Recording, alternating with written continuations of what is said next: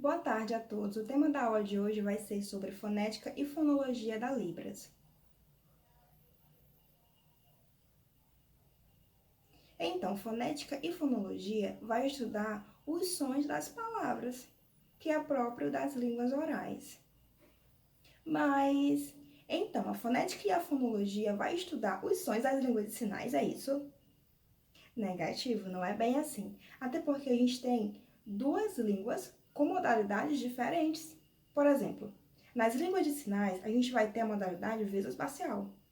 Mas nas línguas orais, a gente vai ter o quê? A modalidade vocal auditiva. Então, são duas modalidades diferentes, duas línguas diferentes. Por exemplo, nas línguas de sinais, a gente vai ter o sistema gestualizador, é o que a gente utiliza para estar se comunicando, que é próprio das línguas de sinais.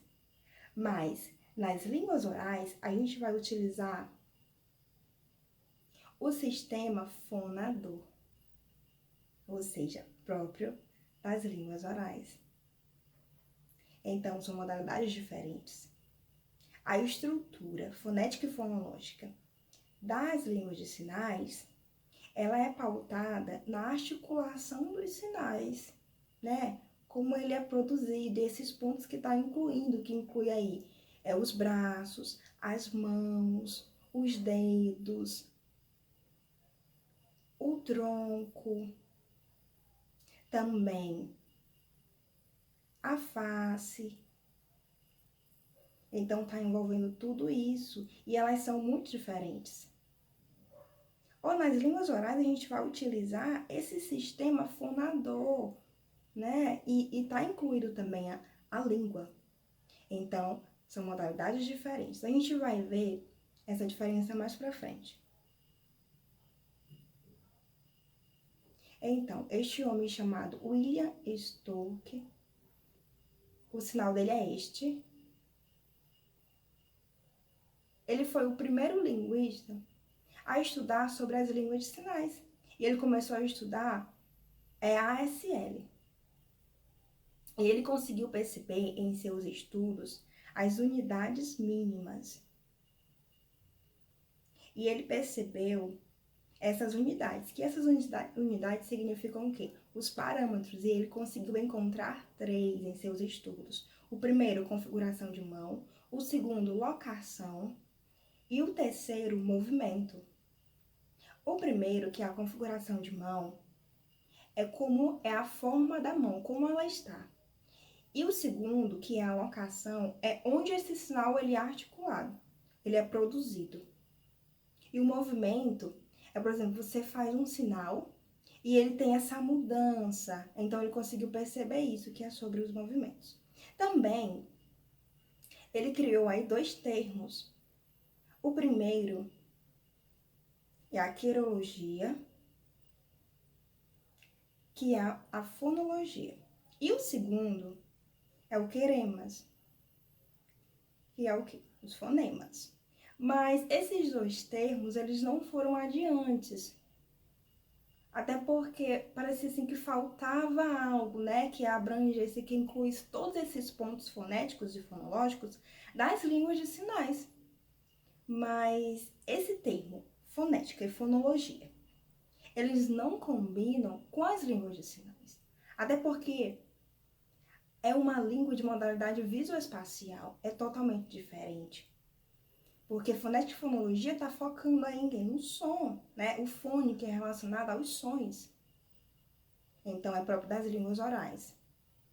Então, precisamos de mais estudos, pesquisa, para a gente estar vendo os termos adequados que combinem com as línguas de sinais, certo? Então, fonética, ela vai estudar o quê? Como as palavras, né, ou os sinais, eles são produzidos. O segundo ponto é a fonologia.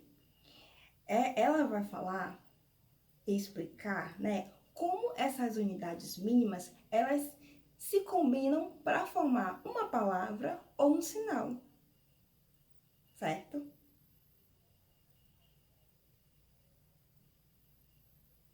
Então, a gente tem aqui As línguas de sinais, que ela apresenta um conjunto de unidades menores e estas unidades, elas são os parâmetros. E são 5 parâmetros. E a gente vai ver cada um deles mais para frente. Então, aqui a gente vai ter o primeiro parâmetro, que são as configurações de mão. Que vai falar sobre a forma da mão, como ela está. E nessa imagem, a gente percebe que tem várias configurações de mão. Essa tabelinha é do Nelson Pimenta. E tem 61 configurações de mãos diferentes, como vocês podem observar. O segundo parâmetro são os movimentos. E aí tem vários tipos de movimento. Por exemplo, tem esse primeiro movimento aí, que é o circular. Por exemplo, o sinal de brincar, desta forma. Perceberam? Movimento circular.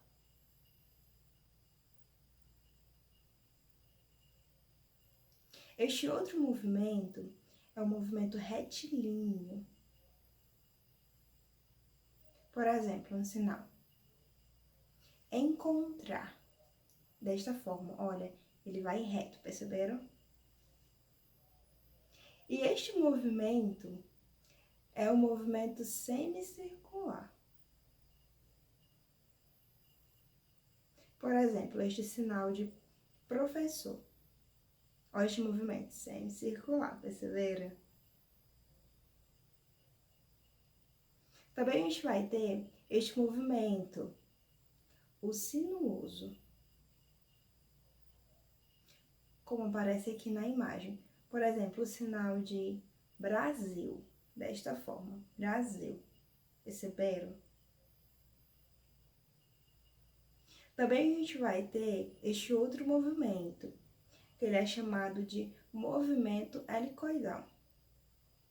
Por exemplo, este sinal de alto, desta forma. Perceberam o movimento?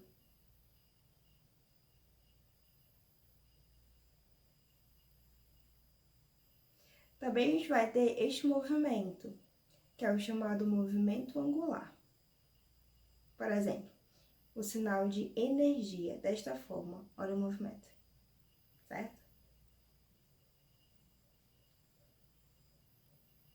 E a gente vai ter o terceiro parâmetro, que são as expressões não manuais. Essas expressões, elas são muito importantes, porque ela vai dar intensidade para o seu sinal. Então, é muito importante estar utilizando as expressões não manuais. Olha, percebem que nessa imagem tem muitas, por exemplo, esse de confirmando, esse de negação. Esse outro que é feliz, rindo, olha, desta forma. Então, tem várias expressões não manuais que vocês podem estar utilizando, percebam nessas imagens. Então, a gente também tem o quarto parâmetro, que é a locação ou ponto de articulação. É onde a gente utiliza o nosso corpo para estar aí produzindo os sinais. A gente pode estar usando ele. Por exemplo, a gente vai ter a cabeça, as mãos, o tronco, também os braços. Então, a gente tem essa possibilidade de espaço aí para estar reproduzindo o sinal. Também a gente vai ter a orientação da palma da mão. Por exemplo, se o sinal ele é feito com a palma da mão para cima, para baixo, percebam nessas imagens. Orientação da palma da mão para cima, para baixo, para o lado. Então, olha as imagens. Aí a gente vai ter a orientação da palma da mão, certo? Os pares mínimos, então, o que é? São as formas fonológicas dos sinais, que são idênticas, né? exceto em uma única característica específica. Ou seja, vai ter uma única unidade ali que ela é diferente. Por exemplo, a gente tem dois sinais. Nestes dois sinais, cada um tem as unidades mínimas, né? Que são os parâmetros. Então, são iguais nos dois. Iguais, se combinam aí. Mas chegam em uma unidade que elas são distintas. Ou seja, só uma unidade que é diferente. Então, a gente vai ter um parâmetro, né? Que são os pares mínimos. A gente vai ver isso mais pra frente com alguns exemplos para ficar a explicação bem melhor, para vocês entenderem. Por exemplo, aqui a gente tem os sinais que são pares mínimos. Nesse primeiro ponto, a gente vai ter os sinais que se opõem quanto às configurações de mão. Então, vai mudar apenas a configuração de mão, mas a locação, o movimento vai ser igual. Por exemplo, o sinal de saúde, desta forma.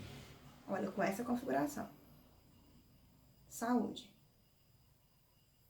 O segundo sinal é o sinal de pastor, desta forma. Mudou o quê?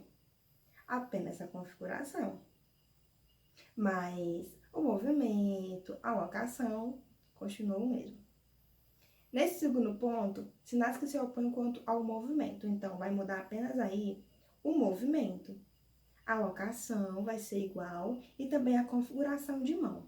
Por exemplo, no sinal de curso, desta forma. Olha o movimento. O segundo sinal é cinza. Perceberam que o movimento está diferente? Olha, curso e cinza. Dois movimentos diferentes. Nesse terceiro ponto, a gente vai ter os sinais que se opõem quanto ao ponto de articulação, ou seja, o lugar que vai mudar. Apenas isso, mas a configuração, também o movimento, ele vai ser igual. Por exemplo, no sinal de sábado, nesse ponto de articulação. O segundo sinal é o sinal de aprender, desta forma. Mudou o quê? Apenas a locação. Certo? No quarto ponto, a gente vai ter os sinais que se opõem quanto à orientação da palma da mão. Ou seja, apenas ela que vai mudar. Por exemplo, nos sinais, no sinal aí de TV, a orientação da palma da mão é para frente. Ó, TV. E esse outro sinal, trabalhar.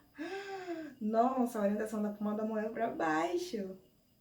Olha, TV dessa forma, orientação para frente. E trabalho, orientação palma da mão para baixo. Então, mudou aí apenas a orientação da palma da mão. Mas o lugar e também a configuração é igual. Apenas a orientação que muda, certo? Então, a gente vai ter agora uma atividade para vocês estarem praticando, né? Memorizando aí o que foi passado em aula. Vocês irão fazer essa atividade em casa, mas eu vou estar explicando como vocês vão fazer. A primeira pergunta, vocês vão explicar quais são as unidades mínimas que formam os sinais, certo? E na segunda pergunta, vocês vão colocar o quê? Identificar dois pares mínimos. Então, na letra A, vocês vão... O que vai mudar? A configuração de mão. Na letra B, vai mudar o quê? A locação. Na letra C, o movimento que vai mudar. E na D, a orientação da palma da mão. Certo?